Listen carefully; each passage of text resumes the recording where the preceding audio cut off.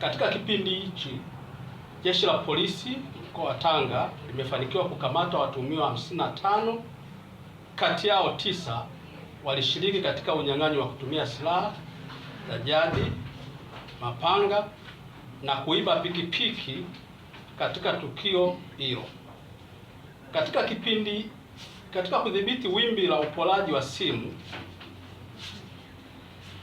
vijana ambao wanajulikana kwa jina maarufu la vishani walikamatwa na simu 60 zimekamatwa na simu 35 zimetambuliwa na wamiliki wao.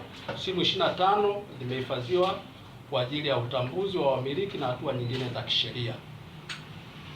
Aidha, Jeshi la Polisi mkoa wa Tanga limekamata pikipiki 50 zinazohusika na matukio ya uhalifu. Kati ya hizo 28 hazina namba halali za usajili.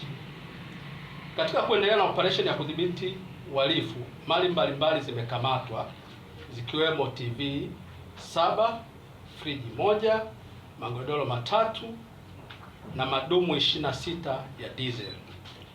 Mnamo tarehe 6 mwezi wa kwanza 2026, Aidi Ramadhani aliripotiwa kutekwa na watuhumiwa ambao walikuwa wakiwasiliana na familia yake wakitaka wapatiwe pesa kiasi cha shilingi milioni 14. Tarehe 19 mwezi wa kwanza 2026 majira ya saa 3 asubuhi, Jeshi la Polisi mkoa wa Tanga lilifanikiwa kuwakamata watuhumiwa wawili ambao ni Stefan Elias miaka 27, mfanyabiashara mkazi wa Mabogini, Kilimanjaro,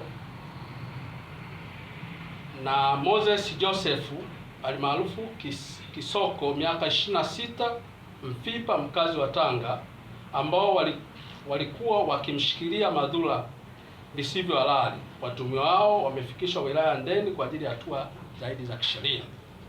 Jeshi la Polisi mkoa wa Tanga linamshikilia Ali Ramadhani alimaarufu Ali Bwengo. Huyu ana miaka 36, fundi welding, mkazi wa Amboni, Tanga, ambaye anatuhumiwa kwa makosa mbalimbali ikiwemo unyang'anyi wa kutumia silaha katika tukio lililotokea tarehe 19 mwezi wa 8 2025 majira ya saa 4 na dakika 15 eneo la Amboni. Awali mtuhumiwa huyu aliwahi kufikishwa mahakamani na kuhukumiwa kifungo cha miaka 30 jela, lakini aliweza kutoroka chini ya uangalizi wa Jeshi la Magereza katika gereza la Maweni, Tanga. Baada ya ufuatiliaji wa kina, mtuhumiwa alikamatwa na taratibu za kisheria zinaendelea ili afikishwe kwenye vyombo vya sheria kwa hatua zaidi.